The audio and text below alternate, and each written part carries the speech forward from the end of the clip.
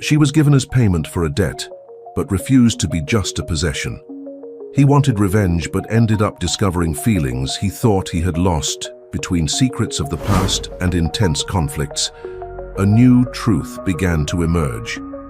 When everything seemed lost, an unexpected choice changed their lives forever. Before diving into this story full of passion, mystery, and twists, don't forget to like and share for more thrilling tales. Emily Morgan stared at her reflection in the oval mirror of her bedroom, adjusting the white dress her mother had chosen for her that day. Her hands trembled as she tried to fix the pearl necklace, a forced gift from her future husband. The reflection showed a 25-year-old woman with teary brown eyes, dark hair that fell in soft waves to her waist, and an expression that mixed fear and resignation. "Emily, it's time," her mother's choked voice echoed through the door. This was not the wedding ceremony she had dreamed of all her life. There would be no church, no smiling guests or music. Just a cold contract to be signed at the mansion of Nathan Richards, the man who would soon be her husband, or rather, her owner. Nathan Richards, the name that had been sending chills down her spine for weeks. The most powerful businessman in the country, known as much for his fortune as for his coldness in business. A man she knew only through reports in business magazines and high society gossip. At 40, he had never married, and rumors about his difficult personality were abundant. Emily descended the stairs of her house for the last time, each step seeming heavier than the previous one. In the entrance hall, she found her parents. Her father, Robert Morgan, once a respected businessman, now seemed to have aged decades in just a few weeks. Her mother, Diane, could barely contain her tears. "Daughter, forgive us," her father whispered, his voice broken by guilt. How could she forgive? How could she accept that her own parents had offered her as collateral for a debt they could never repay? The family business had gone bankrupt after a series of disastrous investments, and Nathan Richards, the main creditor, had proposed a deal: marriage to Emily in exchange for debt forgiveness. The black imposing car was already waiting outside. Emily got in without looking back, knowing that if she did, her last strength would disappear. The journey to the Richards mansion was silent, punctuated only by the soft sound of the engine and the turbulent thoughts that invaded her mind. The mansion was even more impressive than the photos in magazines suggested. A modern, imposing building with perfectly maintained gardens and a circular entrance adorned with a marble fountain. Everything there exuded power and wealth, but also a coldness that made Emily shudder. At the entrance of the mansion, a middle-aged woman who introduced herself as Mrs. Hayes, the housekeeper, received her with a neutral expression. "Mr. Richards awaits you in his office," she informed, leading Emily through corridors decorated with expensive artwork. The office was a spacious room, with walls covered in dark wood and a panoramic view of the city. Nathan Richards was standing by the window, hands crossed behind his back, emanating an aura of authority that made Emily's stomach contract. When he turned, their eyes met for the first time. His eyes were an intense green, but completely devoid of warmth. His face, though undeniably attractive, maintained a severe expression that didn't match a wedding day. "Miss Morgan," his voice was deep and controlled, "the documents are ready for your signature." Without further words, he indicated a table where a multi-page contract awaited.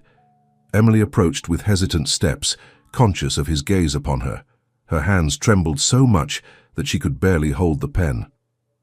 "No need to tremble," he said, with a tone that mixed irritation and disdain. "You're about to become one of the wealthiest women in the country. Many would kill for this opportunity." Emily raised her gaze, meeting his cold eyes. "I'm not interested in your money, Mr. Richards. I'm here only because your parents are incompetent in business and need someone to save them," he completed cruelly. "Just as you'll need someone to save you from your own naivety." The words hit her like a slap, but Emily stood straight. She wouldn't let him see her cry, no matter how broken her heart was. With a strength she didn't know she possessed, she signed her name on the contract, sealing her fate. "Welcome to the Richards mansion, my dear wife," he said, with a smile that didn't reach his eyes. From now on, you belong to me, and there are rules you'll need to follow." Emily felt a shiver run down her spine. This was just the beginning of her new life, and something told her that the days ahead would be even more challenging.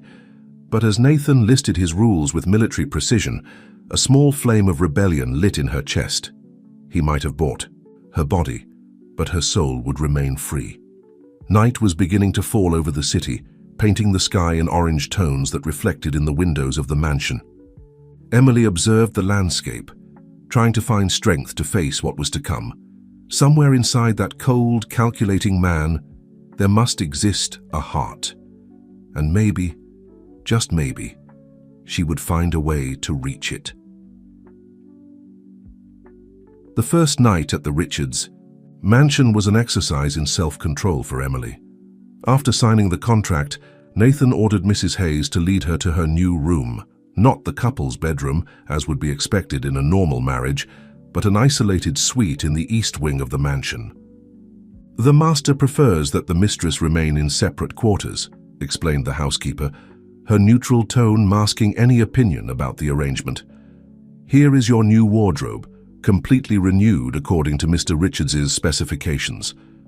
Emily opened the closet doors and found dozens of dresses, all in somber tones and conservative cuts. Her old clothes, which reflected her youthful and colorful personality, had been replaced by pieces that seemed to have been chosen for an elderly lady. "Breakfast is served promptly at 7 a.m., continued Mrs. Hayes, handing her a meticulously folded paper. "These are the house rules. Mr. Richards expects you to memorize them by tomorrow." Alone in the room, Emily unfolded the paper with trembling fingers. The list was extensive and detailed. Fixed hours for all meals. Delays will not be tolerated. Forbidden to circulate through the mansion after 10 p.m. Restricted access to certain areas of the house, especially the private office. Appropriate attire at all times. No bright colors or necklines. Forbidden to receive visitors without prior authorization. Communication with family only once a week, supervised. Mandatory participation in social events when requested. The list continued, each item more controlling than the previous one. Emily sat on the edge of the king-size bed, feeling the weight of her new reality. The room, though luxurious, felt like a golden prison. The next morning, at exactly 7 a.m., Emily entered the dining room. Nathan was already there, impeccably dressed, in a navy blue suit, reading the financial newspaper without raising his eyes when she entered. "Good morning," she risked, her voice firmer than she felt. "I see that at least you're punctual," he replied, still without looking at her. "Sit down. We have matters to discuss." Emily took the place opposite him at the long dining table. A maid served coffee and an elaborate breakfast, but her stomach was too closed to appreciate the food. "First," Nathan began, finally lowering the newspaper, "you need to understand your position here. This is not a conventional marriage. You are here to fulfill a role, nothing more." "And what would that role be exactly?" Emily asked, surprising herself with her boldness. Nathan's green eyes narrowed dangerously. "To be the perfect wife in public. Society expects a man in my position to be married, and you will serve that purpose. In exchange, your parents will maintain their freedom and what little dignity they have left." "And in private?" "In private, you mean nothing to me," he answered coldly. "Just another investment, like so many others I own."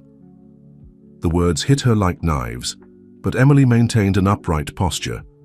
"If I'm just an investment, why so many rules, why so much control?"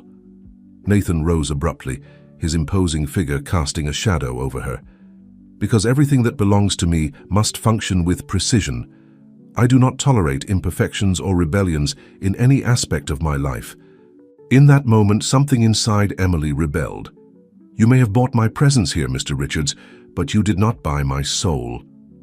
A cold smile curved his lips. "Your soul doesn't interest me, Mrs. Richards. Only your obedience." The rest of breakfast proceeded in tense silence. Emily observed Nathan discreetly, trying to understand what had transformed a man into someone so cold. There were moments when she caught something in his eyes, a shadow of something deeper than the simple indifference he demonstrated. Later, that day while walking through the gardens of the mansion, One of the few areas where she had permission to circulate freely, Emily found Mrs. Hayes tending to the roses. "They're beautiful," she commented, admiring the red flowers. The housekeeper hesitated for a moment before responding. They were her favorites. "Hers?" "Mrs. Rebecca's," replied the housekeeper, and immediately her face closed as if she had said something forbidden. "Who is Rebecca?" Emily asked, feeling she had stumbled upon something important. "I must not speak of this," Mrs. Hayes answered quickly, moving away with her gardening tools. Emily remained standing among the rose bushes, a new understanding beginning to form in her mind. There was more to this story than a simple commercial agreement. Nathan's coldness, the excessive rules, the whispered name of the mysterious Rebecca, all were pieces of a puzzle that she needed to assemble. As the sun set over the mansion, Emily made a promise to herself.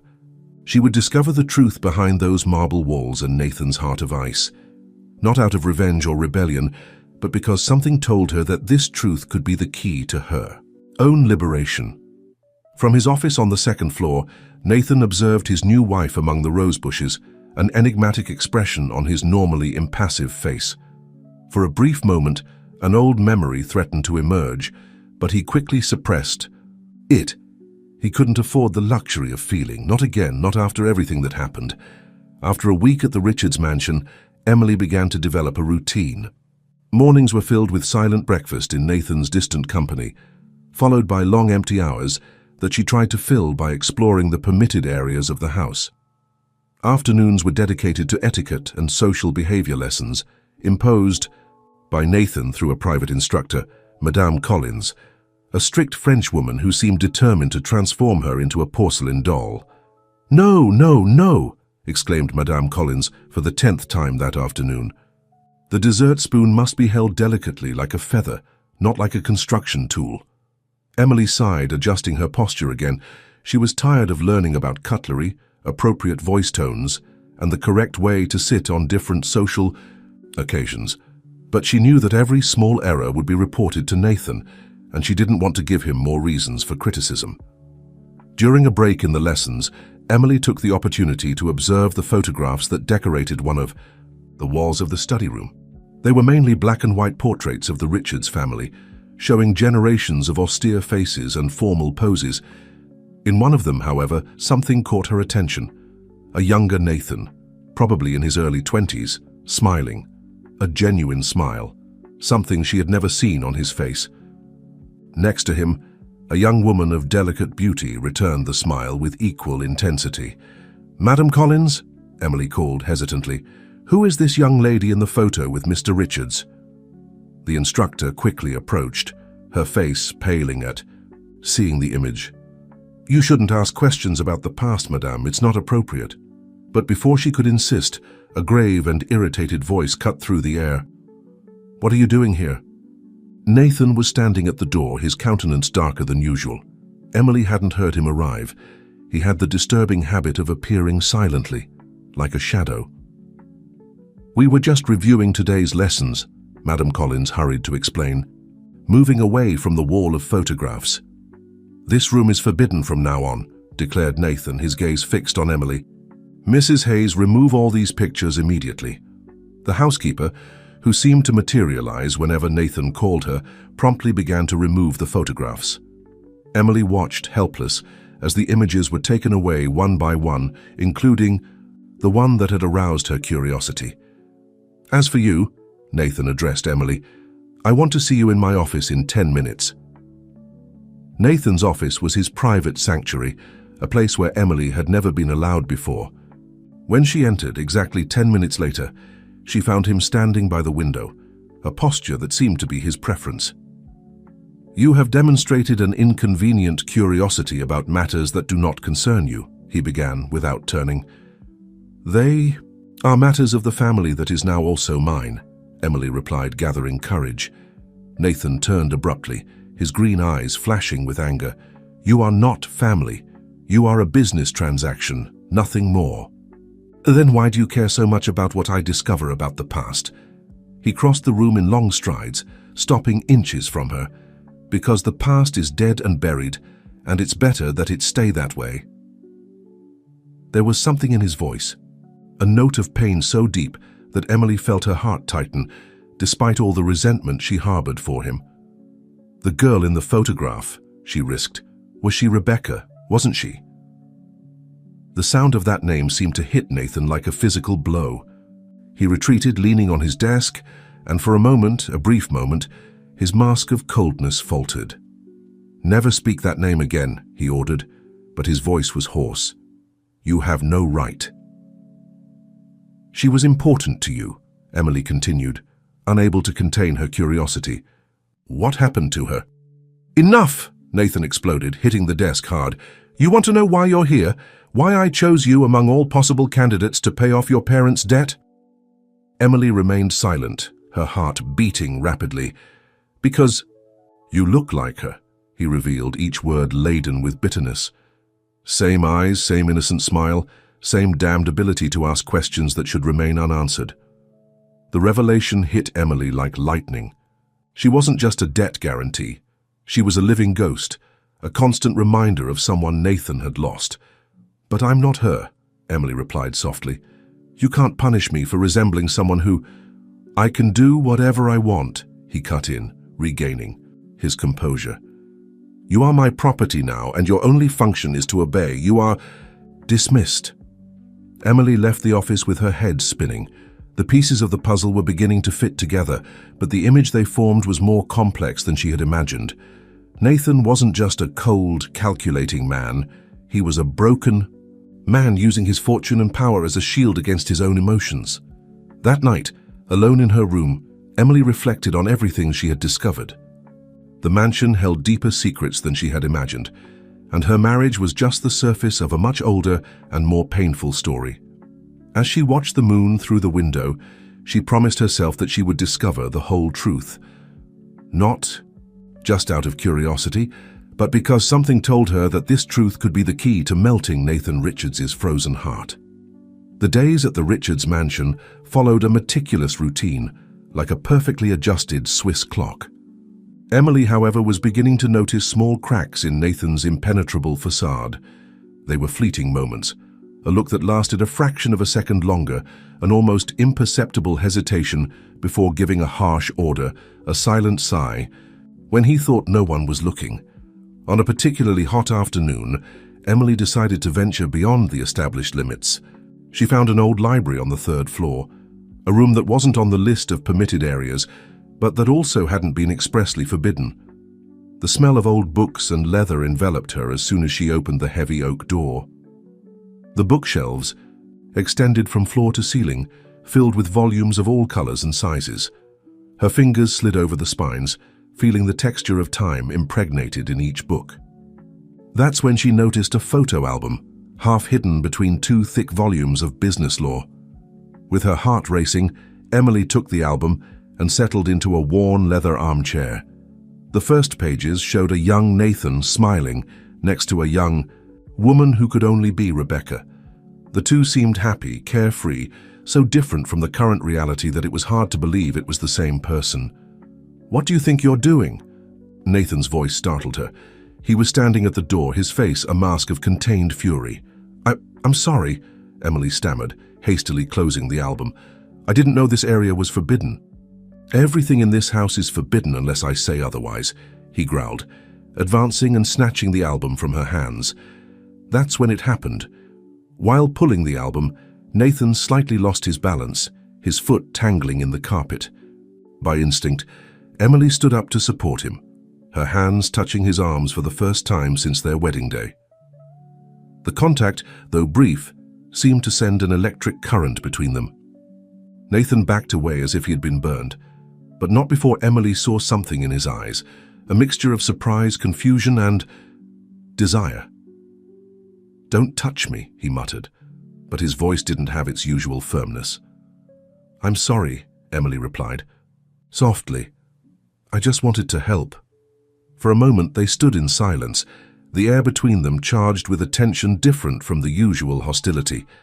Nathan seemed to be fighting internally, as if he wanted to say something but couldn't find the words. You shouldn't be here," he finally said, his voice more tired than angry. "Why not?" Emily dared to ask. What's so terrible about this library that it needs to be hidden? Nathan ran his hand through his hair, a surprisingly human gesture for someone so controlled. There are things that are better left in the past, Emily. It was the first time he had called her by her name, and the sound caused a strange warmth in her chest. But the past shapes who we are, she argued gently. Running from it won't make it disappear. Nathan stared at her for a long time as if seeing her for the first time. You talk like her, he murmured almost to himself. Before Emily could respond, they heard footsteps approaching in the hallway. Mrs. Hayes appeared at the door, seeming relieved to find them. Sir, Mr. Mason has arrived for the meeting, she informed. Nathan seemed to wake from a trance. Yes, of course, I'll be there in a moment, he replied, quickly recomposing himself. Turning to Emily, his tone returned to being cold and distant. You are forbidden from entering this library again, understood? Emily nodded but couldn't help noticing that, despite the harsh words, there was something different in his gaze, a crack in the armor that he so carefully maintained. When Nathan left, Emily remained in the library for a few minutes, absorbing what had just happened. Something had changed in that brief moment of contact. A small crack had formed in the wall that Nathan had built around himself. In the days that followed, Emily noticed subtle changes in Nathan's behavior. He still kept his distance, was still, cold most of the time, but occasionally she caught him observing her with a thoughtful expression. Meals previously, silent and tense, were now punctuated by brief conversations about trivial matters. A week after the incident in the library, Nathan surprised Emily by inviting her to accompany him to a charity event. It would be the first time she left the mansion since the wedding. We need to keep up appearances, he explained dryly. Society expects to see the Richards couple united at events like this. Emily nodded, trying to contain the excitement of finally leaving that golden prison. As she prepared for the event, helped by a team of makeup artists and stylists hired by Nathan, she couldn't help but think how strange her marriage was. A business agreement disguised as a union, a man tormented by the past and a woman determined to unravel the mysteries that surrounded him. When she descended the mansion stairs that night, dressed in an elegant midnight blue gown, Emily noticed something in Nathan's gaze that she had never seen before, a mixture of admiration and something deeper, something he seemed to struggle to hide. You look adequate, he commented, mechanically offering her his arm. Emily accepted his arm, feeling the warmth of his body even through the layers of fabric. Thank you, she responded softly. I hope not to disappoint you tonight. For a brief instant, Nathan seemed to want to say something more, but he restrained himself. Instead, he guided her to the limousine that awaited them. As the car glided through the city streets, Emily looked out the window, absorbing the lights and sounds of life beyond the walls of the mansion. Beside her, Nathan remained silent, but she could feel the tension emanating from him. Tonight, thought Emily, would be the first real test of their marriage, a chance to show Nathan that she could be more than a prisoner in his house. She could be a partner, perhaps even an ally. And who knows, with time, something more. What Emily didn't know was that that night held surprises that would change the course of her relationship with Nathan forever, bringing to light long-buried secrets and emotions that neither of them was prepared to face.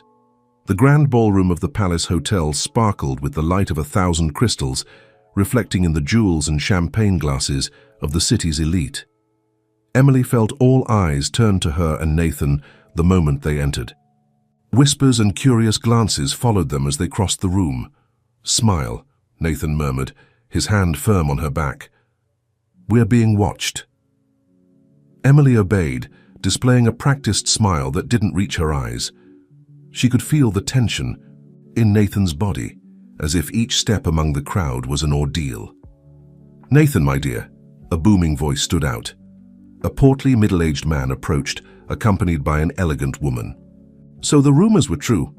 You finally got married. Andrew, Nathan greeted with a nod. Yes, news travels fast. And you're not going to introduce us to your lovely wife? The woman beside Andrew asked, her eyes examining Emily from head to toe. Of course, Nathan replied, his tone polite but cold. Emily, these are Andrew and Margaret Taylor. Andrew is one of my main business partners. Emily extended her hand, remembering the etiquette lessons. It's a pleasure to meet you. The pleasure is all ours, dear, Margaret replied, her smile not reaching her eyes. We must confess that we were all curious to meet the woman who finally captured the heart of the city's most eligible bachelor. Emily felt Nathan stiffen beside her. Emily and I prefer to keep our private life private, he responded dryly. Ah, but you must tell us how you met, Margaret insisted, ignoring Nathan's tone. Was it a whirlwind romance? Before Nathan could respond, Emily intervened, surprising everyone, including herself. Actually, it was quite unexpected, she began, her voice soft but firm. Sometimes love finds us in the most unlikely places, doesn't it? Nathan looked at her, a mixture of surprise and something indefinable in his eyes. For a moment, time seemed to freeze between them. Well, that's charming, Andrew commented, breaking the silence. Nathan, we need to discuss that business. In Dover, can we have a word in private? Nathan hesitated, his eyes still fixed on Emily. Of course, he finally responded. Turning to her, he added in a low voice, Behave. As the men moved away, Margaret linked her arm with Emily's. Come, dear, I'll introduce you to the other wives. They're dying to meet you. Emily was guided to a group of women, all impeccably dressed and made up. Their expressions varied between curiosity and poorly disguised envy. So, Emily, one of them began, her sweetened tone hiding a hint of malice. What's it like to be Mrs. Richards? Nathan has always been so reserved. Emily took a deep breath, remembering to maintain her composure. It's a unique experience, she responded diplomatically. Nathan is a complex man, but fascinating. Ah, we imagine. Another woman commented, especially considering his past, it must be difficult to live in the shadow of a great lost love. Emily's heart raced. Pardon? The woman seemed to realize she had said too much, but Margaret intervened, her eyes shining with malice. Oh dear, you didn't know. Nathan's tragic romance with Rebecca. It was the talk of the town for years. Emily felt the ground move beneath her feet. She knew there was a story behind Nathan's coldness, but hearing confirmation from strangers was disconcerting. I don't like to discuss my husband's personal life, Emily managed to say, her voice trembling slightly. Of course, Margaret replied, but her smile was predatory. But you must know, right? About the accident. About how Nathan changed after that. Emily was about to respond when she felt a hand on her shoulder. Nathan had returned, his face a mask of contained fury. I think that's enough gossip for today, ladies, he said, his voice cutting like ice. If you'll excuse us, my wife and I have other guests to greet. He guided Emily away from the group, his hand firm on her back. When they were at a safe distance, Nathan faced her, his green eyes flashing with anger. What did they say to you?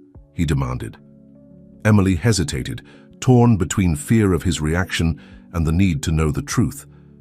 They mentioned Rebecca, she finally answered, and an accident. Nathan closed his eyes for a moment, as if experiencing physical pain.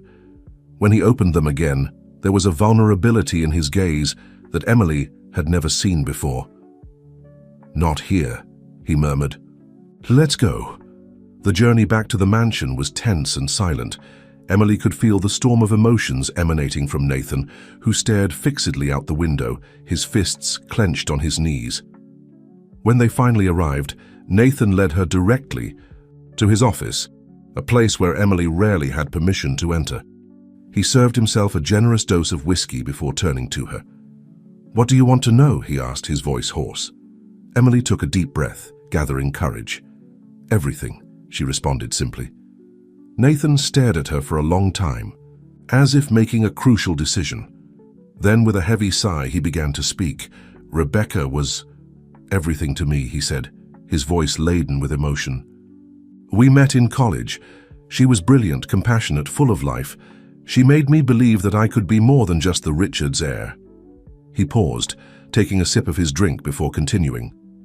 We were engaged, about to get married, when the accident happened. A drunk driver, she died instantly. Emily felt tears forming in her eyes, moved by the evident pain in Nathan's voice. After that, I lost myself, he continued. I immersed myself in work, built an empire, but inside I was dead. And then you discovered my parents. And the debt, Emily concluded softly. Nathan nodded, his eyes meeting hers. When I saw your photo, you looked so much like her. I thought it could be a second chance, a way to correct the past. But I'm not her, Emily said, taking a step towards him. No, Nathan agreed, his voice a whisper. You're not. You're you. In that moment, something changed between them. The barrier that Nathan had erected for so many years began to crumble. Without thinking, Emily extended her hand, touching his face gently. Nathan closed his eyes at feeling. Her touch, a single tear escaping and sliding down his cheek. When he opened his eyes again, there was a mixture of fear and hope in his gaze. I don't know how to do this, he admitted, his voice trembling. I don't know how to feel again. Emily took another step towards him, eliminating the distance between them. We can learn together, she whispered. That night, as the city slept outside, something new began to be born in the Richards mansion. A fragile connection woven with threads of shared pain and hesitant hope. The path ahead was still uncertain, full of obstacles and unrevealed secrets, but for the first time since she had arrived at that house, Emily felt that there was a real chance to break the chains that bound them to the past. The days that followed. The night of the charity event brought subtle but significant changes to the dynamic between Emily and Nathan. The ice that previously dominated their interactions began to melt slowly, giving way to mutual caution as if both were testing unfamiliar territory. On a particularly sunny morning, Emily decided to take a risk. She found Nathan in his usual place at the breakfast table, concentrated on his tablet while reading the day's news. Good morning, she said, sitting across from him. I thought maybe we could take a walk through the gardens today. The weather is pleasant. Nathan raised his eyes, surprised by the suggestion. For a moment, Emily feared he would bluntly refuse, as he would have done before. But something in his expression changed, softening almost imperceptibly. I have a video conference in an hour, he replied hesitantly, but maybe later. Emily felt a wave of hope. Of course, whenever it's convenient for you. The rest of breakfast proceeded in less tense silence than usual. Emily noticed that Nathan occasionally observed her over his tablet, his gaze a mixture of curiosity and something she couldn't fully define. Hours later, to her surprise, Nathan found her in the main hall. Still interested in that walk? He asked, his voice trying to sound casual but betraying a hint of nervousness. Emily smiled, rising immediately. Of course. The gardens of the Richards mansion were truly impressive, an oasis of green and colors amidst the bustle of the city. As they walked side by side, Emily noticed that Nathan seemed more relaxed than she had ever seen him. These gardens, he began, breaking the silence, were designed by my grandmother. She had a passion for botany. They're beautiful, Emily commented, genuinely impressed. She must have been a remarkable woman. Nathan nodded, a slight smile touching his lips. She was strong, determined, built half of the Richards empire alongside my grandfather, though few know that. Emily absorbed the information, realizing it was the first time Nathan had voluntarily shared something personal about his family. They stopped near a small ornamental pond, observing the koi fish that swam lazily. Emily gathered courage and decided to risk a more personal question. Nathan, she began softly, about what you told me that night, about Rebecca. She saw his shoulders tense immediately, but continued. I wanted you to know that I'm sorry for your loss and that, well, if you ever want to talk about it, I'm here to listen. Nathan remained silent for long moments, his gaze fixed on the water. When he finally spoke, his voice was laden with contained emotion. For a long time, he said slowly, I thought that talking about her, remembering, would only bring more pain. But maybe you're right. Maybe it's time to start remembering. Emily felt her heart accelerate. It was more openness than she had expected. Cautiously, she extended her hand, lightly touching his arm. "Whenever you're ready," she said. Softly. Nathan looked at her hand on his arm, and for a moment Emily feared she had gone too far. But then, to her surprise, he covered her hand with his, squeezing it gently. "Thank you," he murmured, his voice almost a whisper.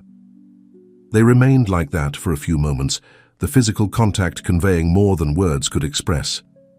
When they finally separated, something had changed between them. An invisible bridge had been built, fragile still but promising. The rest of the walk was punctuated by light conversations about the different types of plants in the garden, Nathan's childhood memories in that place, and even some hesitant plans for possible improvements. Upon returning to the mansion, Emily felt light, as if a weight had been lifted from her shoulders. Nathan, in turn, seemed more relaxed than she had ever seen him. "That was pleasant," he commented, seeming almost surprised by his own words. Emily smiled. "Yes, it was. Perhaps we could do this more often." Nathan hesitated for a moment, then nodded slowly. "I would like that." That night, alone in her room, Emily reflected on the day's events. The change in Nathan was subtle, but undeniable. The cold and distant man who had received her months ago was slowly giving way to someone more human, more vulnerable. But while she felt hopeful about this progress, Emily also couldn't ignore the complexity of the situation. She was, after all, beginning to develop feelings for a man who had practically bought her, a man still tormented by the ghost of a lost love. On the other side of the mansion, Nathan was in his office, an untouched glass of whiskey in front. Of him. His thoughts were in turmoil, divided between the past that wouldn't let him go and the present that, for the first time in years, offered a spark of hope. He picked up a framed photo of Rebecca, hidden in a drawer of his desk. Looking at the smiling face of the woman he once loved, Nathan felt a mixture of longing and guilt. "What am I doing, Rebecca?" he murmured to the photo. "How can I move on when I still feel like I'm betraying you?" But even as he struggled with these conflicting feelings, Nathan couldn't deny that something was changing inside him. Emily's presence, her gentleness and patience, were slowly melting the ice he had built around his heart. The path ahead was still uncertain, full of emotional obstacles and unrevealed secrets. But that night, both Emily and Nathan went to sleep, with a sensation they hadn't experienced for a long time: hope. As the moon rose over the Richards mansion, casting soft shadows through the gardens that had witnessed the beginning of this change, the air seemed charged with possibilities. The future, previously so rigidly defined by the terms of a cold contract, now opened in unexpected directions, promising that perhaps there was more to life than pain and obligations. And so, with hesitant steps, Emily and Nathan began to write a new chapter in their lives, one that neither of them could have predicted when their paths first crossed. The following weeks brought a different routine to the Richards mansion. The walks in the gardens became more frequent, meals less tense, and occasionally Nathan and Emily found themselves talking about subjects beyond the usual formalities. However, like a storm forming on the horizon, the apparent calm hid deep, emotional turbulence in both of them. On a particularly busy afternoon, Emily found Nathan in his office, immersed in a tense call. She hesitated at the door, but he gestured for her to enter, his expression a mixture of frustration and concern. "No, that's unacceptable," he was saying on the phone, his voice cutting.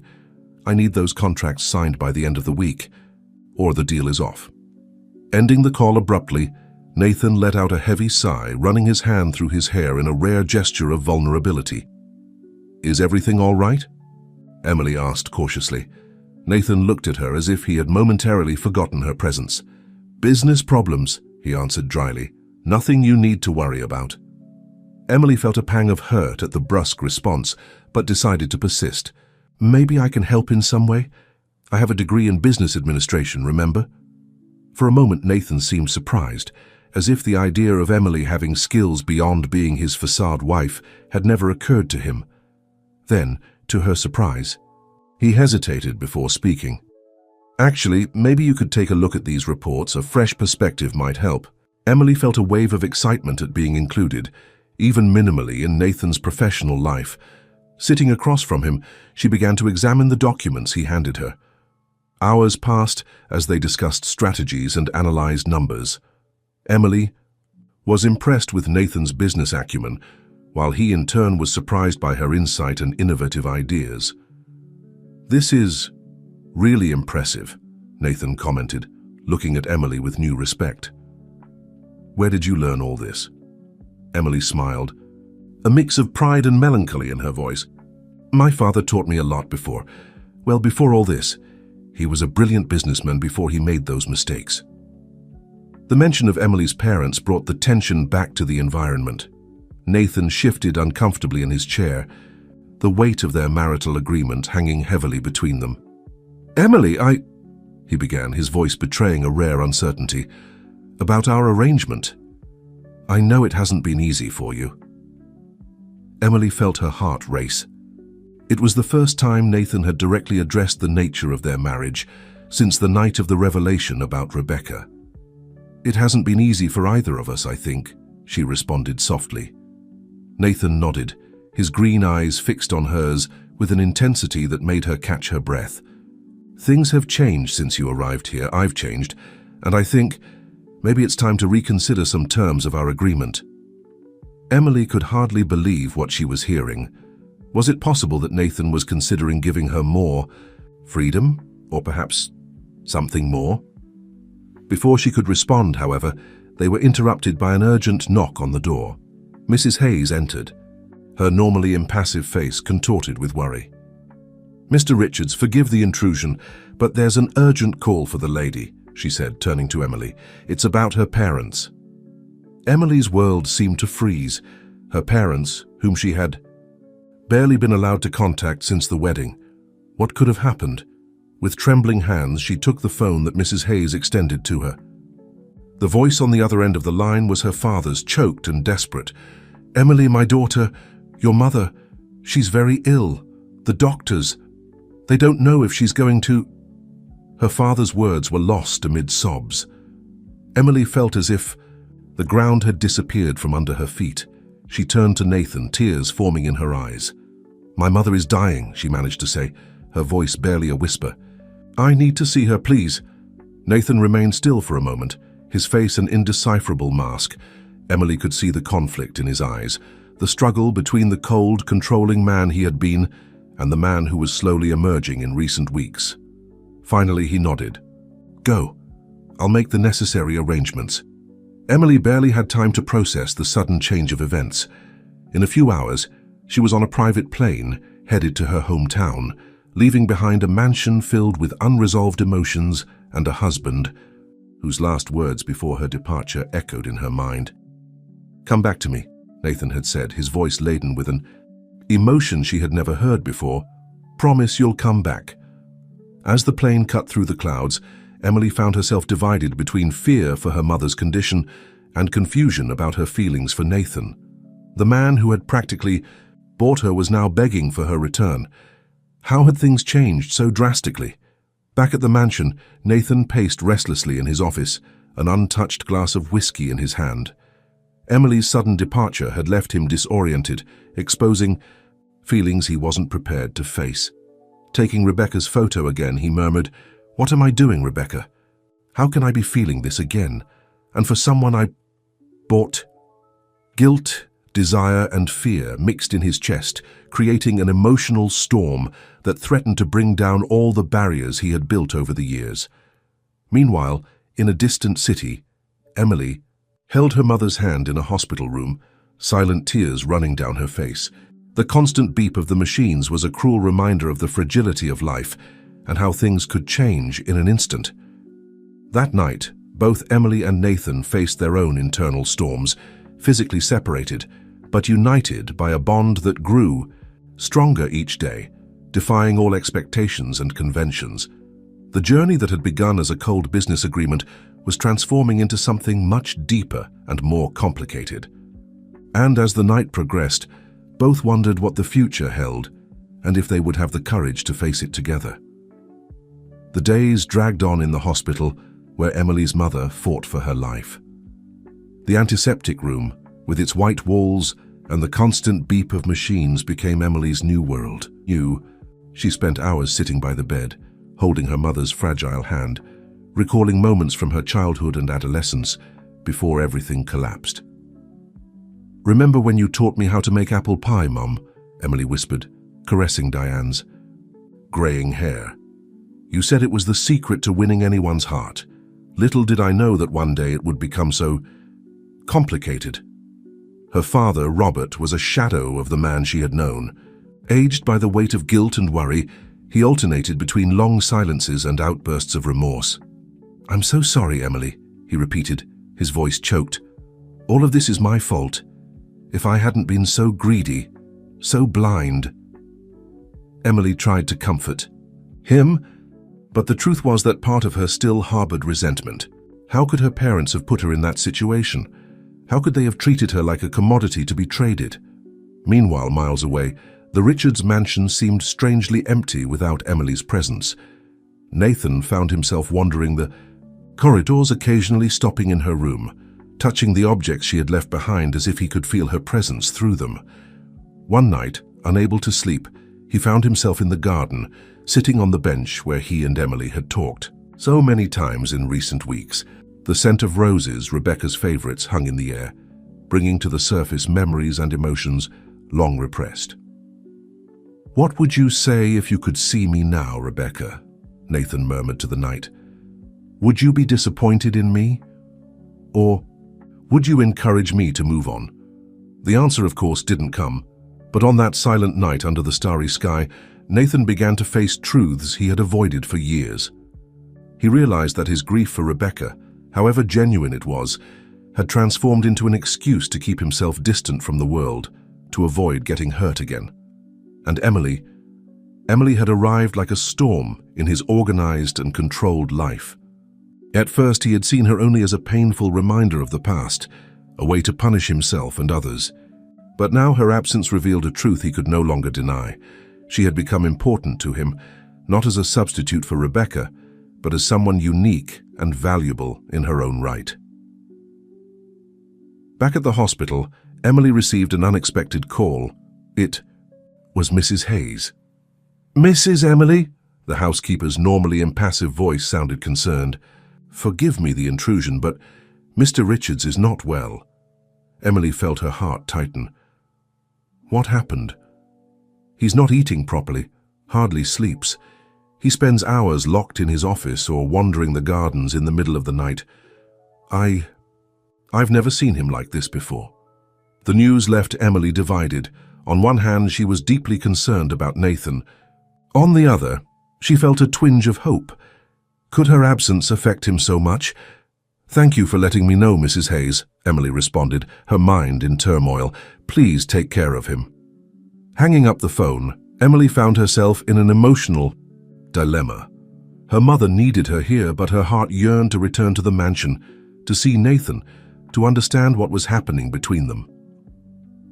That night, sitting in the hospital waiting room while her father finally managed to get some sleep, Emily reflected on how dramatically her life had changed in such a short time. A few months ago, she was just an ordinary young woman with simple dreams and aspirations. Now she was the wife of one of the most powerful men in the country, trapped in a marriage that had begun as a business transaction, but was slowly transforming into something more. "What have you gotten yourself into, Emily?" she murmured to herself, observing her tired reflection in the hospital window. The days passed, and slowly, Diane's health began to improve. The doctors spoke of a miraculous recovery and extraordinary willpower. For Emily, each small progress was a blessing, a relief from the weight she carried. On a sunny afternoon, while her mother slept peacefully, Emily received a message that made her heart jump. It was from Nathan. "I hope your mother is better. I miss you. The mansion is not the same without you. Please come back soon." The words, so simple and direct, contained a vulnerability that Emily had never expected to see in Nathan. She reread the message several times, feeling a mixture of emotions she couldn't name. In that moment, looking at her sleeping mother and thinking of the man waiting for her miles away, Emily realized she was at a crossroads. What had begun as a forced agreement had transformed into something deeper, more complex. She could no longer deny the feelings growing in her heart, but she also couldn't ignore the complicated history that had brought them to this point. With tears in her eyes, Emily made a decision. It was time to face the truth, to have an honest conversation with Nathan, to understand what was really happening between them. But first, she needed to make peace with her past, with her parents, with the choices that had led her here. As the sun set, casting golden shadows across the hospital room, Emily began to plan her return to the Richards mansion. She knew the path ahead would be difficult, full of painful conversations and uncomfortable truths. But for the first time since it all began, she felt she was in control of her destiny. The journey that had begun with fear and resignation now opened to possibilities she had never imagined. And even with all the uncertainties, Emily was determined to face whatever came, with her head held high and her heart open. The afternoon sun cast long shadows over the Richards mansion when Emily's car crossed the imposing gates. Her heart beat rapidly, a mixture of anxiety and expectation taking over her being. After weeks caring for her mother, who was now recovering at home, Emily finally returned to face what she had left behind. Nathan was standing at the entrance, his rigid posture contrasting with the barely contained emotion in his eyes. When Emily got out of the car, there was a moment of hesitation between them, as if both didn't know exactly how to act. "Welcome back," Nathan finally said, his voice hoarse. Emily stepped forward, impulsively embracing him. For an instant, Nathan tensed but soon relaxed, his arms enveloping her with surprising strength. "I missed you," she whispered, surprising both of them with her honesty. When they separated, there was a new energy between them, charged with unspoken possibilities. "How is your mother?" Nathan asked, guiding her inside. "Better," Emily replied. "The doctors are optimistic. She asked about you, you know?" Nathan seemed surprised. "About me?" Emily nodded. "She wanted to thank you for letting me go and, well, she wants to properly meet you someday." An uncomfortable silence settled between them. The mention of Emily's family was a painful reminder of the circumstances that initially united them. In Nathan's office, away from the curious eyes of the employees, the tension between them was palpable. "Nathan," Emily began, gathering courage, "we need to talk. About us, about this arrangement, about everything." He nodded slowly, serving himself a glass of whiskey before sitting down. "You're right. Things have changed, haven't they?" Emily sat across from him, her hands intertwined in her lap. "Yes, they have. When I came here, I was a prisoner. Now I don't know what I am anymore." Nathan observed her for a long moment, his intense green eyes. "You've become essential, Emily.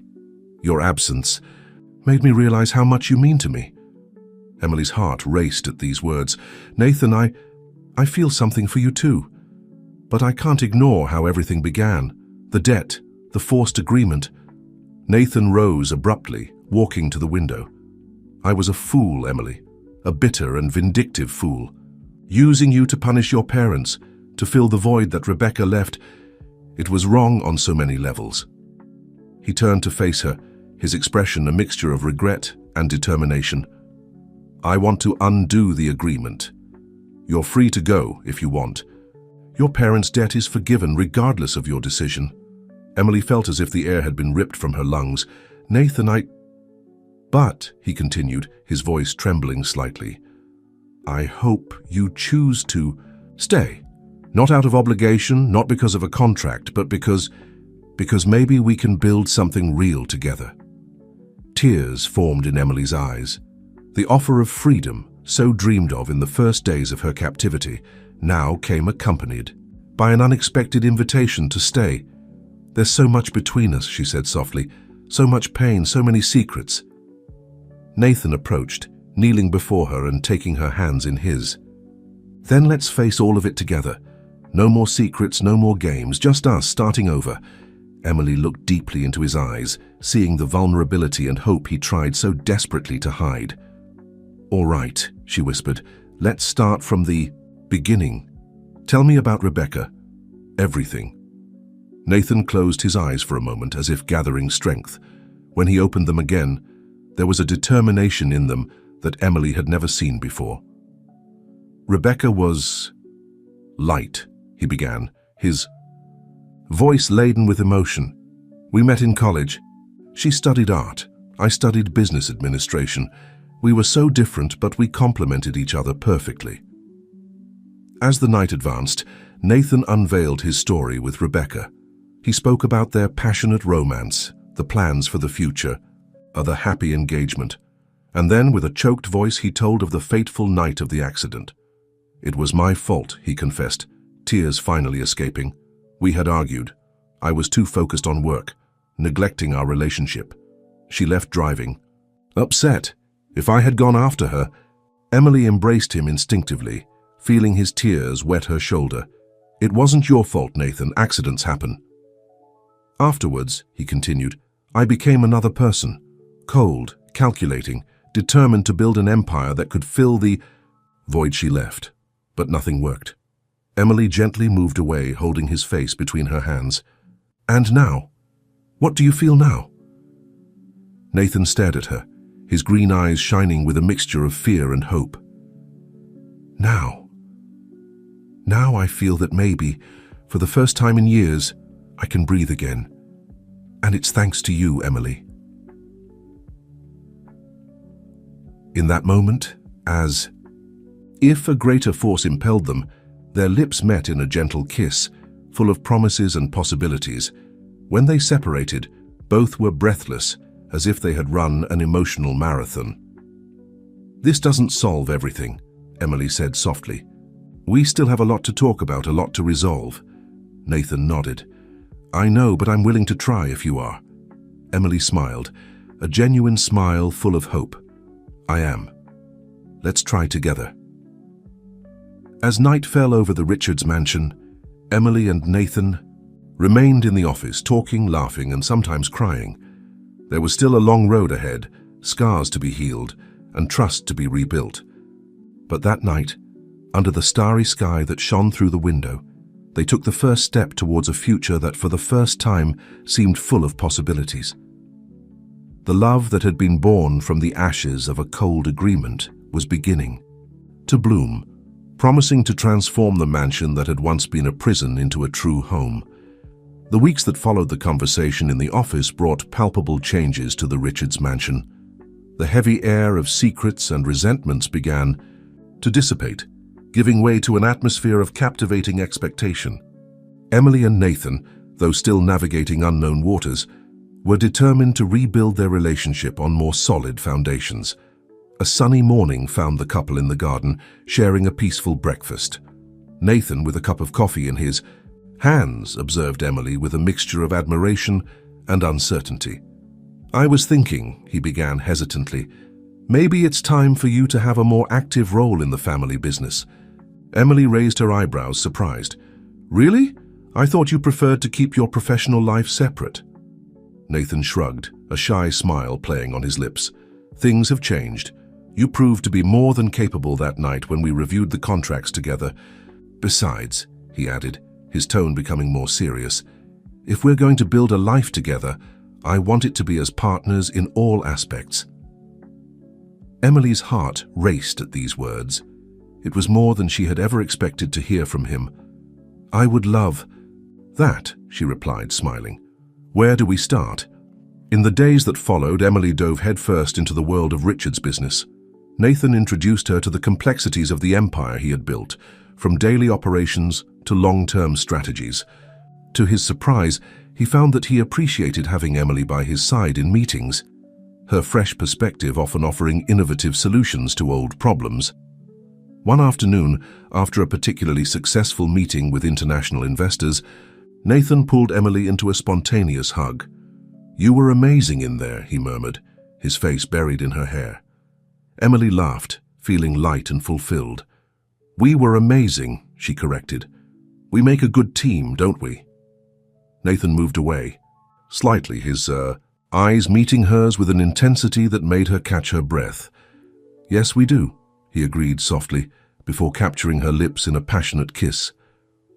As their business partnership flourished, their personal relationship also evolved. Nights were now frequently spent talking late, sharing childhood stories, dreams for the future, and sometimes facing the ghosts of the past together. One night, while they were lying on the living room couch, Emily finally gathered the courage to address a delicate subject. "Nathan," she began, her voice soft, "I think it's time to visit my parents." She felt his body stiffen slightly beside her. "Your parents," he repeated, his voice neutral. Emily sat up, facing him. "Yes, they are part of my life, Nathan. And if we're really going to move forward, we need to face this too." Nathan remained silent for a long moment, his face a mask of conflicting emotions. Finally, he nodded slowly.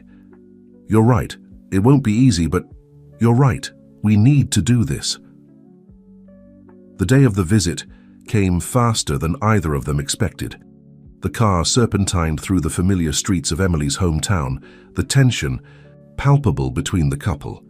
When they finally stopped in front of the Morgans' modest house, Nathan took Emily's hand, squeezing it gently. "We're in this together," he said, his voice firm despite the evident nervousness in his eyes. Emily smiled, grateful for his support. "Together," she agreed. The initial moments were, as expected, tense and uncomfortable. Robert Morgan could barely look Nathan in the eye, guilt and shame evident in his hunched posture.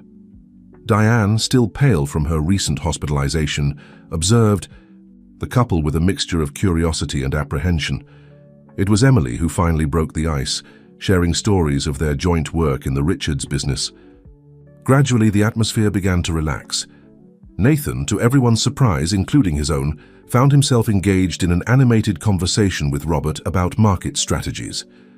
Later, while the men continued their discussion, Emily helped her mother in the kitchen. "He's changed," Diane commented softly, observing Nathan through the kitchen door. "Or perhaps he's always been this way and we just couldn't see beyond our own concerns." Emily smiled, following her mother's gaze. "He's trying, Mum. We both are." Diane took her daughter's hands in hers. "You love him, don't you?" The question caught Emily by surprise, but the answer came easily to her lips. "Yes, I do. It wasn't the beginning I dreamed of, but yes, I love him." The day ended with promises of future visits and a weight being lifted from everyone's shoulders. On the way back to the mansion, Nathan remained silent for a long time, his mind clearly processing the day's events. Finally, he spoke. "Thank you, Emily." She looked at him, confused. "For what?" "For showing me that it's possible to start over. That forgiveness is not just a word, but an action. Your parents, they had every reason to hate me, but they welcomed me into their home." Emily smiled, intertwining her fingers with his. "That's what families do, Nathan. They forgive, they heal, they move forward." That night, lying in their bed, now shared, a silent symbol of their growing union, Nathan pulled Emily close. "I love you," he whispered against her hair, the words coming out as if they had been repressed for a long time. "I love you, and I promise to spend the rest of my life trying to be worthy of your love." Emily felt tears of happiness form in her eyes. "I love you too, Nathan, with all my heart." As they fell asleep in each other's arms, both knew that the path ahead would still have challenges. There were wounds to be healed, trust to be rebuilt, and an uncertain future to be navigated. But for the first time since their paths crossed, they would face all of this together, not as a business agreement, but as partners, lovers, and above all, as family. The Richards mansion, once a symbol of prison and pain, now pulsed with new life and possibilities. And under the starry sky of that night, two souls once lost finally found their way back to each other, ready to write the next chapters of their lives side by side. Dawn brought with it not just a new day, but also a new era for the Richards mansion. Emily and Nathan, strengthened by their newly declared love, now faced the challenge of fully integrating their lives both personally and professionally. One morning, while having coffee together in the garden, a habit they had developed and they both loved. Nathan presented an idea he had been ruminating on for weeks. "Emily," he began, a gleam of enthusiasm in his eyes, "I've been thinking about expanding our area of activity. How about creating a charitable foundation?" Emily set down her cup, intrigued. "A foundation? That's surprising coming from you, Nathan." He smiled, a bit embarrassed. "I know the old Nathan would have laughed at this idea, but you've shown me that there's more to life than just accumulating wealth. I want to make a difference, give back to society." Emily's heart filled with pride and love. "I think it's a wonderful idea. Where do we start?" In the weeks that followed, the couple dove headfirst into the foundation project. They decided to focus on education and health, areas where both felt they could make a real difference in people's lives. Emily, with her experience in administration, led the strategic planning, while Nathan used his contacts to garner support and resources. However, not everything was rosy. As news of the new venture spread, critical voices emerged in the corporate world. Nathan Richards, the business shark, turning philanthropist, mocked a columnist in an influential business newspaper. It seems the new wife has softened him. How long before the Richards empire begins to crumble? Nathan was furious upon reading the article, his old combative nature threatening to resurface. It was Emily who calmed him, placing a gentle hand on his shoulder. "They don't understand yet," she said softly, "but they will. Let's show them that compassion and business success are not mutually exclusive." Inspired by Emily's words, Nathan decided to face the criticism head-on. He scheduled a press conference, something he rarely did, to personally present the foundation's plans. On the day of the event, the conference room of Richards Enterprises was packed with journalists and business leaders, all eager to hear what the notoriously reserved Nathan Richards had to say. Nathan took the stage, Emily by his side, a comforting and strengthening presence. He began his speech with a frankness that surprised everyone. "For years, I believed that success in business meant being ruthless, putting profit above all else," he said, his voice firm. "I was wrong. Thanks to my wife, Emily, I learned that true strength comes from using our power and resources to elevate others, not to crush them." He then detailed the foundation's plans, explaining how it would not only help needy communities, but also create new business opportunities and partnerships. At the end of his presentation, the room erupted in applause, many of those present visibly moved.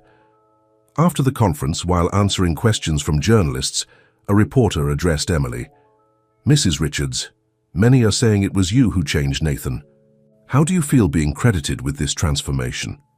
Emily smiled, exchanging an affectionate look with Nathan before responding.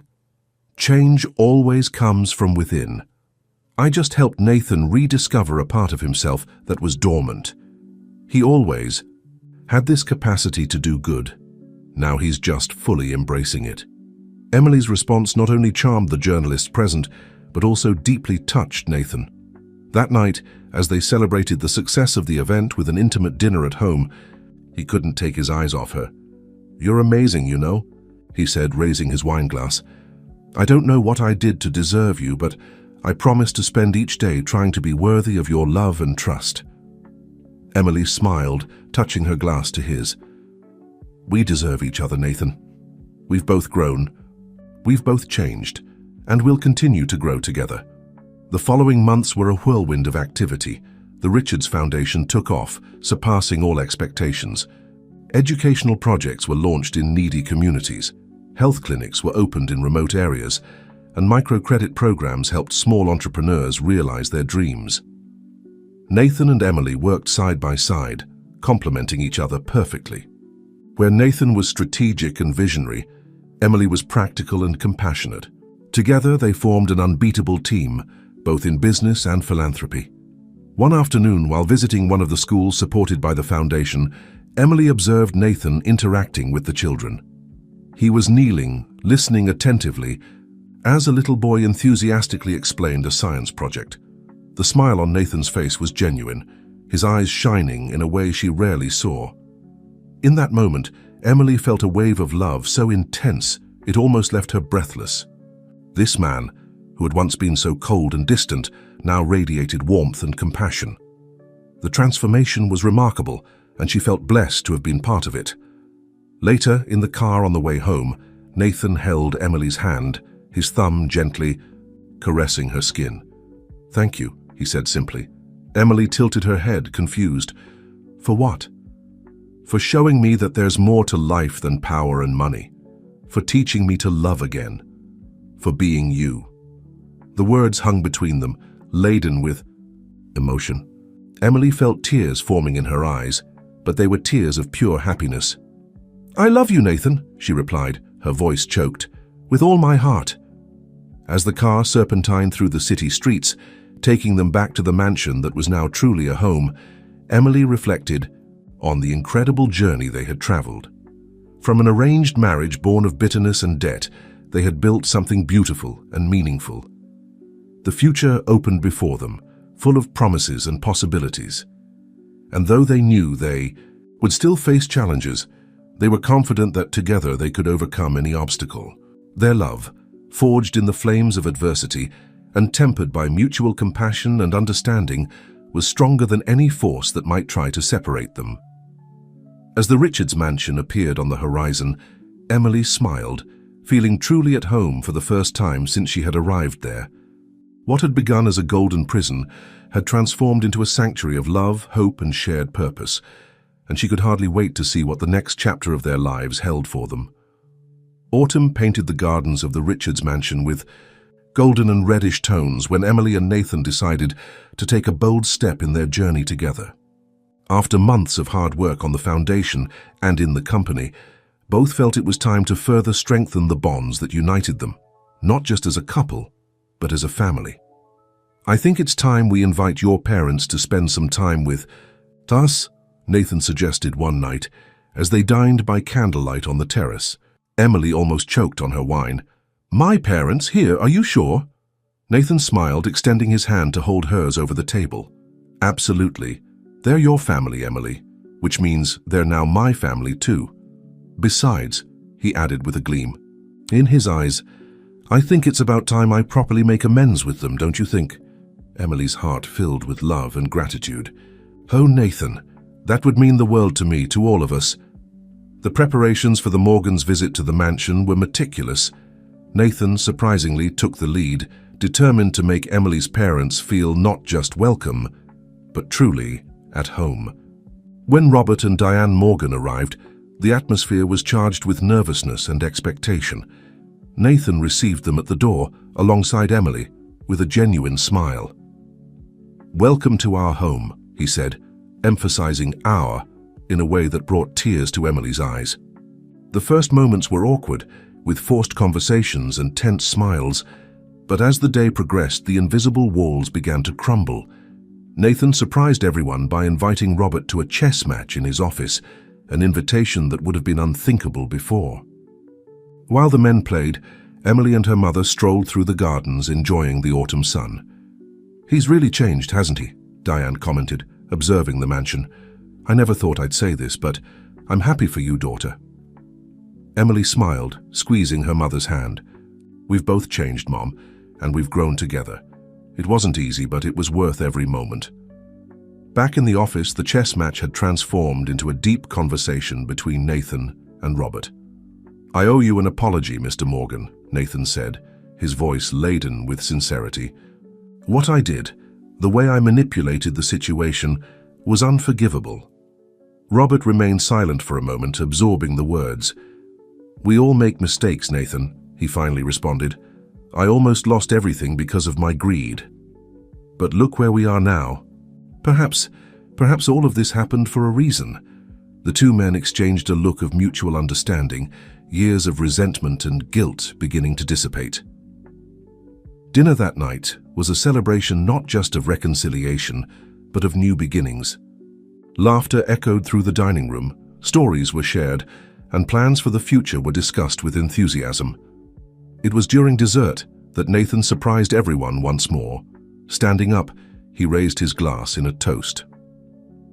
"To family," he began, his voice firm but emotional. For a long time, I thought family was something I had lost forever. But thanks to Emily and to you," he looked at Robert and Diane, "I've rediscovered the meaning of that word. And I want to propose something." Everyone looked at him expectantly. "Mr. and Mrs. Morgan, I'd like to invite you to move here to the mansion. We have more than enough space and, well, I think it's time this house was filled with more love and laughter." The silence that followed was broken by the sound of Emily dropping her fork. She looked at Nathan, incredulous, before turning to her parents. Diane had tears in her eyes while Robert seemed to be struggling to find words. "Nathan," Robert finally spoke, his voice choked, we don't know what to say." "Say yes," Emily intervened, smiling through her own tears. "Please say yes." Diane was the first to stand, walking to Nathan and hugging him tightly. "Thank you," she whispered, "for taking care of our girl and for giving us this second chance." The decision was unanimous. The Morgans would move to the mansion, not as guests or intruders, but as family. In the weeks that followed, the Richards mansion gained new life. Previously empty rooms were decorated. The sound of conversations and laughter echoed through the corridors, and the aroma of homemade dishes prepared by Diane frequently filled the kitchen. One night, while everyone was gathered in the living room sharing stories and planning for the future, Emily observed the scene with a heart overflowing with happiness. Nathan, sitting beside her, seemed more relaxed and happy than she had ever seen him. "Is everything all right?" he asked softly, noticing her contemplative look. Emily smiled, intertwining her fingers with his. "It's perfect," she replied. "You know, when I first arrived here, I thought I was entering a prison. But now I know I've found my true home." Nathan pulled her closer, gently kissing her forehead. "We've found our home, my love, together." As the night progressed, filled with the warm presence of the reunited family, Emily reflected on the incredible journey that had brought them here. From a cold agreement born of debt and resentment, they had built something beautiful and lasting. A love that transcended expectations, a family that overcame adversities, and a bright future that unfolded before them. The Richards mansion, once a symbol of isolation and bitterness, now pulsed with life and love. And at the center of it all were Emily and Nathan, two hearts that found each other in the most unlikely circumstances, proving that true love has the power to transform even the most unlikely stories into modern fairy tales. Spring arrived at the Richards mansion, bringing with it not just the blooming of flowers in the meticulously tended gardens, but also a wave of changes and new possibilities for Emily and Nathan. One sunny morning, as they walked hand in hand along the winding paths of the garden, Nathan stopped abruptly, turning to face Emily with a serious expression. "Emily," he began, his voice betraying an unusual nervousness, "there's something I've been thinking about for some time." Emily's heart raced. "What is it, Nathan? Is everything all right?" He smiled, reassuring her. "Everything's great. In fact, it's better than I ever imagined it could be. And that's why—" Nathan knelt before her, taking a small velvet box from his pocket. Emily gasped, her eyes widening in surprise. "Emily Morgan," he continued, opening the box to reveal a stunning diamond ring. "I know our beginning wasn't conventional. We started with a contract, not with love. But over this time, you've transformed my life in ways I never thought possible. You taught me to love again, to trust, to be a better person. So today I want to ask you a question not as a businessman, but as a man completely in love. Would you give me the honor of marrying me? Not out of obligation, not because of an agreement, but for love." Tears of happiness sprang from Emily's eyes. For a moment she was speechless, overwhelmed by the emotion of the moment. Finally, with a radiant smile, she answered, "Yes, Nathan, 1,000 times yes." Nathan slid the ring onto her finger, standing to wrap her in a tight embrace. They kissed passionately, tears of joy mingling on their faces. News of the engagement spread quickly. Diane and Robert were ecstatic, embracing the couple with genuine happiness. Mrs. Hayes, always discreet, couldn't contain a smile at seeing the complete transformation that had occurred in the mansion and its inhabitants. Preparations for the wedding soon began. Unlike the first time, when everything was coldly decided by contract, now each detail was discussed with love and enthusiasm. Emily insisted on a simple but meaningful ceremony with only close family and friends. "I don't need an extravagant party," she explained to Nathan. "I just want to celebrate our love with the people who really matter." Nathan promptly agreed, happy to see Emily take the reins of planning with such joy. As preparations advanced, the couple continued their work at the foundation and in business. Richards Enterprises had transformed under their joint leadership, becoming not just an economic powerhouse, but also a model of corporate social responsibility. One day, during a foundation meeting, Emily presented an idea she had been developing for some time. "I'd like to propose a new project," she began, her voice full of passion, "a scholarship program for young people from disadvantaged communities, especially focused on girls who dream of becoming entrepreneurs." Nathan looked at her with evident pride. "It's a brilliant idea, Emily. Tell me more." Emily detailed her plan, explaining how the program would not only provide education, but also mentorship and internship opportunities at Richards Enterprises itself. "We want to give these young women not just knowledge, but also confidence and connections to realize their dreams," she concluded. The proposal was received with unanimous enthusiasm. Nathan, in particular, seemed moved.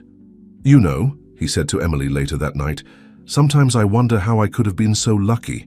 You haven't just changed my life, but you're changing the world around us." Emily smiled, snuggling against him. "We're changing the world. Together, Nathan. That's what partners do."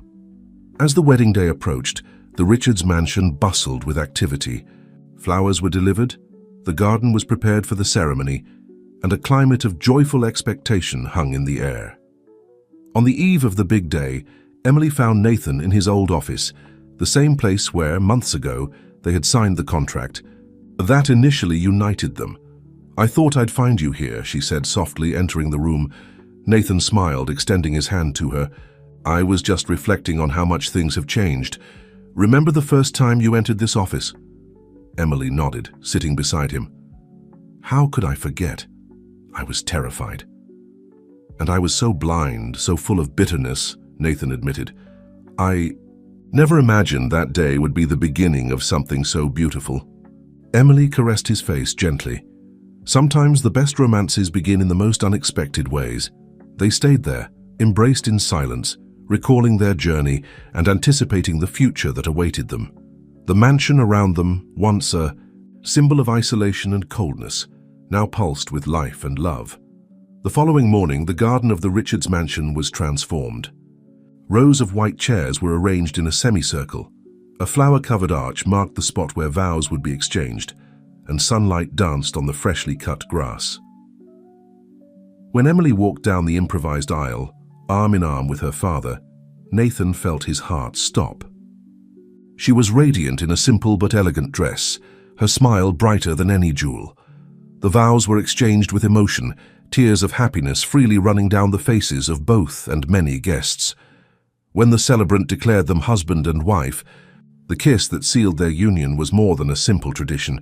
It was a promise of eternal love, of true partnership, of a future built together. The reception that followed was intimate and joyful. Laughter echoed through the garden, soft music filled the air, and love was palpable in every interaction. As they danced their first dance as an officially married couple, Nathan whispered in Emily's ear, "Thank you for giving me a second chance in life and in love. I promise to spend each day trying to be deserving of your love." Emily smiled, her eyes shining with happiness. "There's nothing to thank me for, my love. We're exactly where we should be. This is just the beginning of our true story."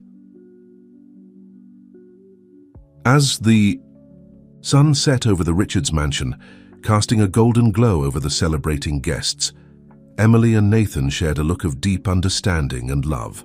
What had begun as a cold agreement had transformed into the most beautiful of love stories.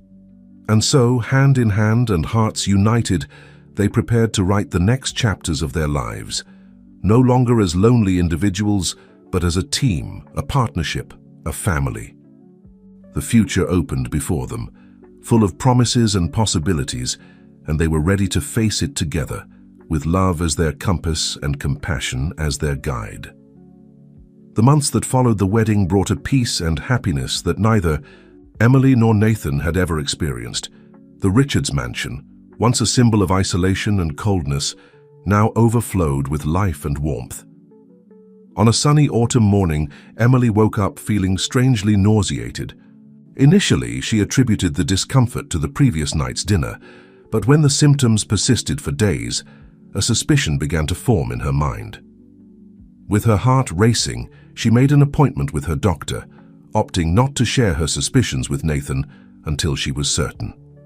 When the test result arrived, confirming her expectations, Emily felt a mixture of joy and nervousness. That night, she prepared a special dinner for Nathan. The table was meticulously set, lit candles creating a romantic atmosphere. "What are we celebrating?" Nathan asked with a curious smile as he entered the dining room. Emily took a deep breath, gathering courage. "Nathan, I have something to tell you," she began, her voice trembling slightly with emotion.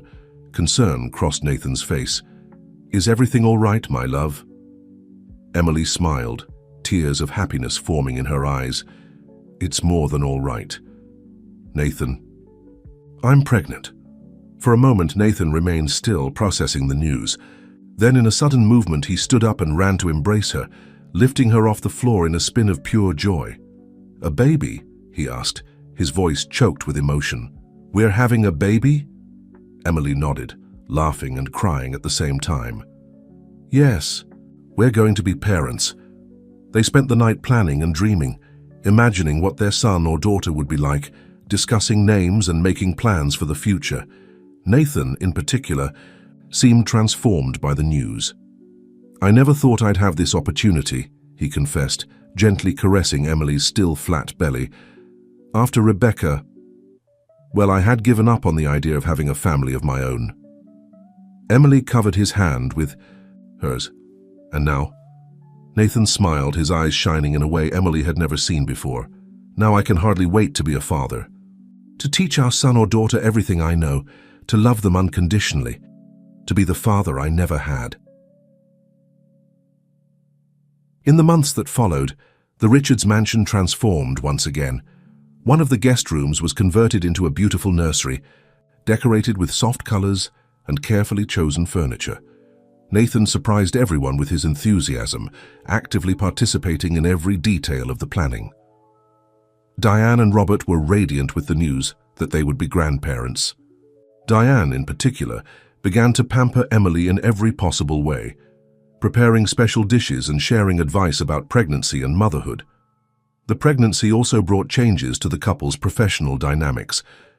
Though Emily continued to be involved in the foundation and company projects, Nathan insisted that she slow down, taking on more responsibilities so she could rest. The months passed quickly, and soon the big day arrived. Emily went into labor. On a calm spring night, Nathan was by her side every moment, holding her hand, encouraging her, being her rock. After hours of labor, a baby's cry echoed through the delivery room. "It's a girl," announced the doctor. When the little one was placed in Emily's arms, the world seemed to stop. Nathan, with tears in his eyes, leaned in to see his daughter for the first time.